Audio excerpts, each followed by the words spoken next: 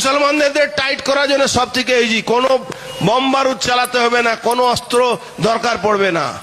এদেরকে পাঞ্চার বা রাবার এদের দোকান থেকে না, এদের দোকান থেকে মাংস কিনবেন না, এদের দোকান থেকে মুরগি কিনবেন না, এদের দোকান থেকে মাছ কিনবেন না, এদের অটো রিক্সা টোটো রিক্সা বসবেন না, এদের ভাতে মারুন আপনারা। এই কথাটা যদি কোনো এক সাধারণ মানুষ বলতো, কিংবা কোনো একজন মুসলিম রাজনৈতিক নেতা যদি এর উল্টো কথাটা বলতো, তাহলে এতক্ষণে হয়তো লঙ্কা কাণ্ড বেঁধে যেত। আপনার ভালো লাগে না, আপনি দোকান থেকে খাবার কিনবেন না, কারোর গাড়িতে উঠবেন না।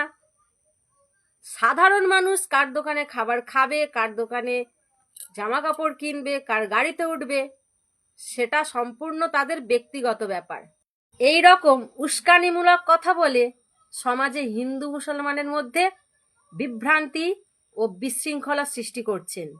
এরকম উস্কানিমূলক কথা বলার পরেও পুলিশ প্রশাসন এদেরকে গ্রেপ্তার করে না কেন?